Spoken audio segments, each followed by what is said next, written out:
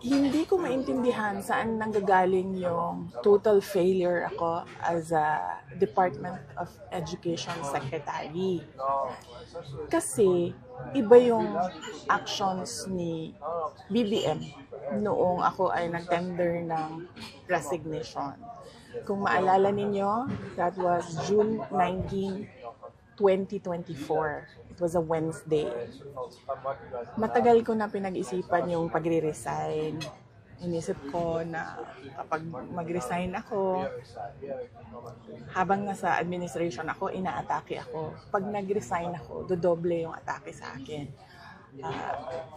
Posibleng mag-file ng impeachment case sa akin dahil September 2023 pa lang pinag-uusapan na yon. So, matagal ko na hawak-hawak yung resignation letter na yun. Matagal akong pabalik-balik sa Malacanang, pero hindi ko talaga pa naibigay. Pero nung June 19, 2024, dun ko na isip na yun ang pinakatamang panahon na ibigay ko na yung irrevocable resignation ko.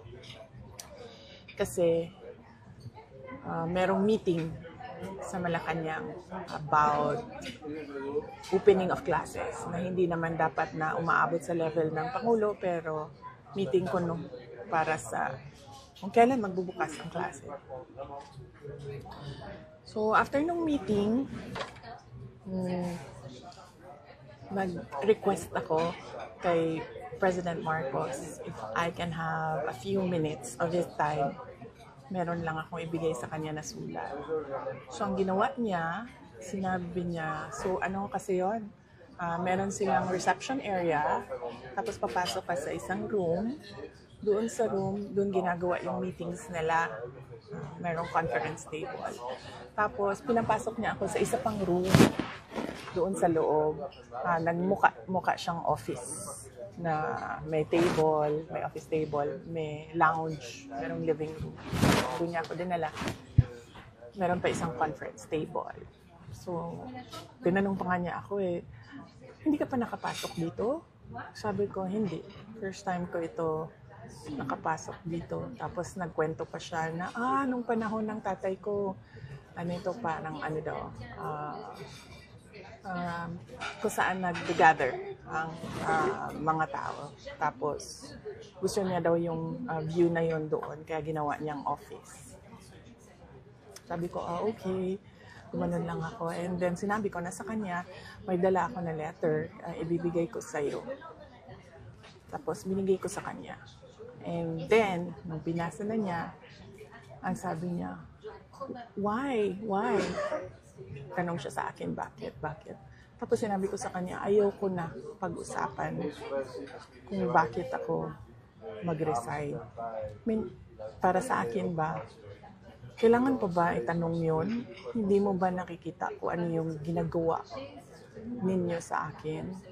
O parang hindi naman ako masokista na aatakihin ninyo ako nang aatakihin habang nagtatrabaho ako para sa inyo, and to think na the Department of Education was the department that was delivering results sa administration.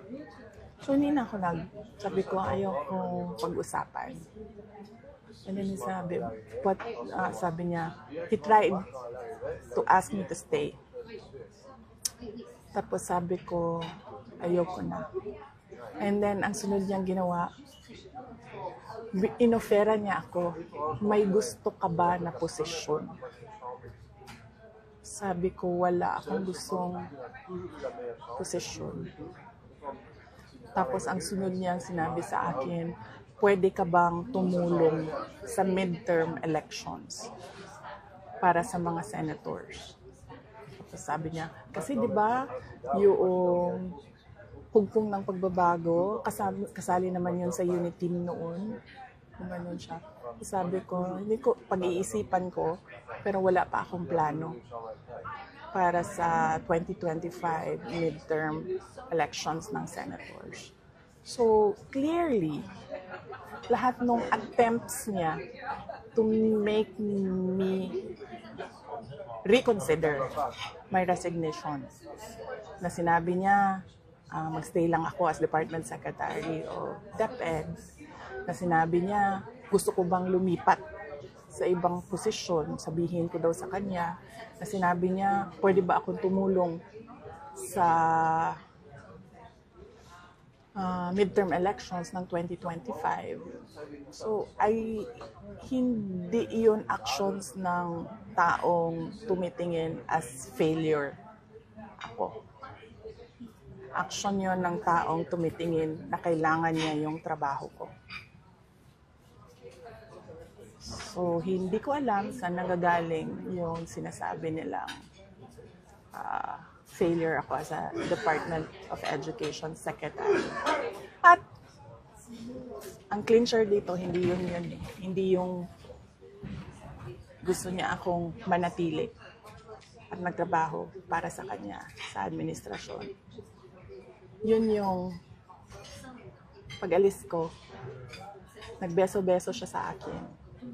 This was 10:25 or 10:30 in the morning. Baba sa oras ko. Hindi lang ako sigurado sa oras. Yes, tama. Kasi ito yung pumasok sa isip ko eh. Tama yung oras ko. 10:25, 10:30 naman. Amoy alak siya. At kung ako ang pahulain, kung ano yung alak na yon, whiskey. Pero, hindi ko naman siya nakita nag-inom ng whiskey. Nakikita ko siya lagi umiinom ng champagne. Pero amoy alak siya at 10:30 in the morning. Doon na-confirm yung decision ko na mag-resign. So, hindi ako ang failure. Siguro, ang failure is yung 10:30 pa lang ng umaga, amoy alak ka na.